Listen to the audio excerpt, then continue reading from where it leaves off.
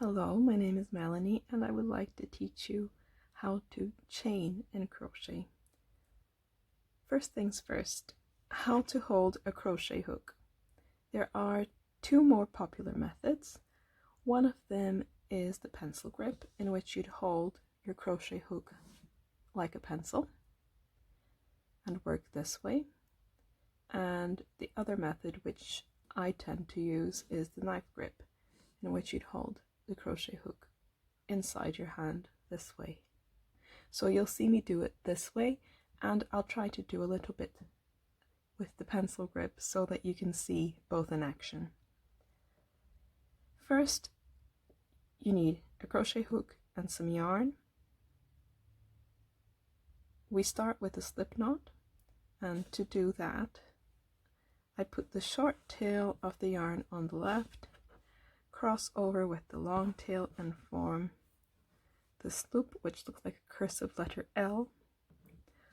Holding it here where it crosses over, you're going to push or pull the longer tail through the circle and you form a slip knot.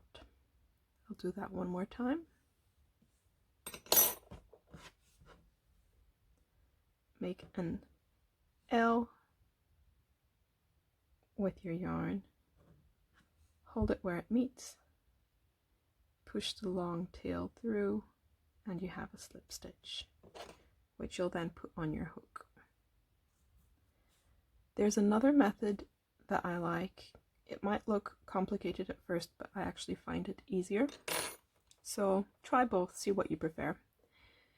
Loop the yarn over your fingers this way. Go around one more time and cross it, forming an X in the middle. With your crochet hook, pull the top bit of yarn through, forming a slip knot. I'll do that one more time.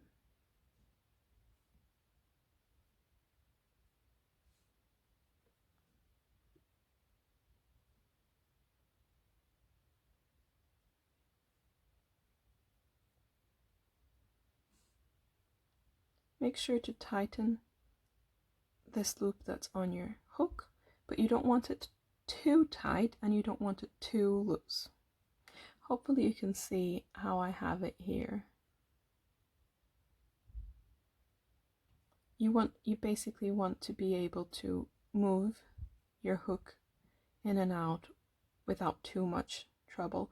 You don't want it to be big this way because that's too much and your stitches won't look nice. So just a little bit, I'd say a couple of millimeters of space between the loop and the hook are enough. So tensioning the yarn, different people do this different ways. The way I do it is by looping it around my pinky and then over my index finger, and that means that I can move my index finger or my pinky to create different tension. So if the yarn is slacking up too much, I can create more tension by moving my fingers. You'll see me do this a few times while I work, just to fix the position of the yarn in my hands. Holding the knot firmly, but not so firmly that you're creating tension in your muscles, because you don't want to have tendonitis or pain. You're going to put the yarn over your hook and pull that yarn through the slip knot we created, through the loop. And then that way you create another loop here. That's going to be our next chain. So one more time.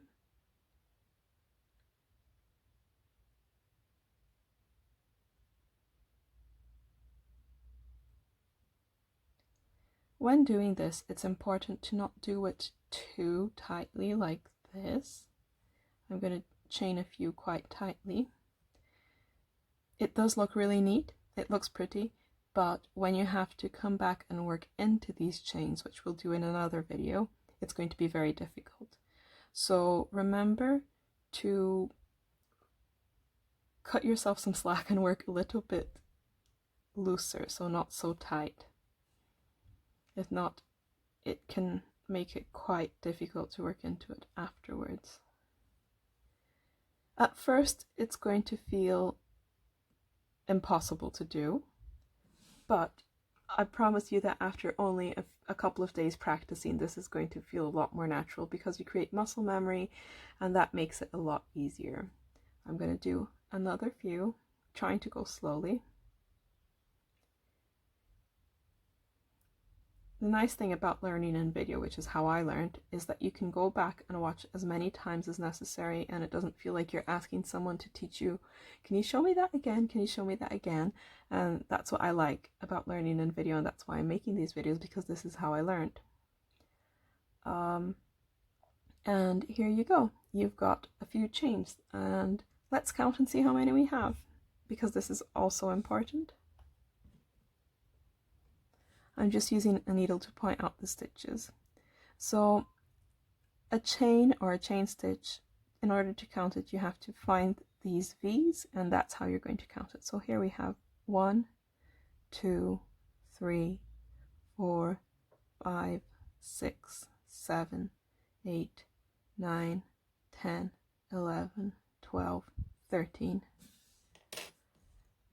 Another way to do it is to count as you go. So I have 13, 14, 15, 16, 17, 18, 19, 20. Sometimes you lose your count while you're counting. Someone interrupts you, the doorbell rings, you never know. So that's why I wanted you to know how to count them. If you have to look back into your work and count how many you have, you look for these V's, and each V is 1 stitch. And now I'm going to do a few more stitches with the pencil grip. Again, this doesn't come very naturally to me.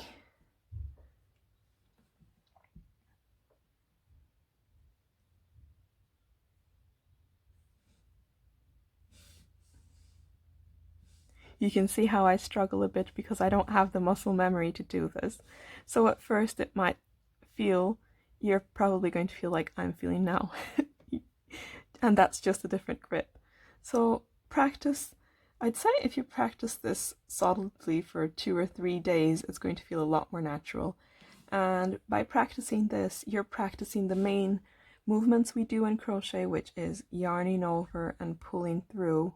Different stitches will yarn over a different number of times and put the hook through a loop and pull yarn through. So those are the basic movements you have in crochet. So by practicing chains a lot and making these little braids, you're essentially practicing most of the movements you'll be using in crochet, and you'll be creating that muscle memory, which is very nice. I hope this helped you, and I look forward to making another one of these videos if you enjoy it. So please let me know. Thank you.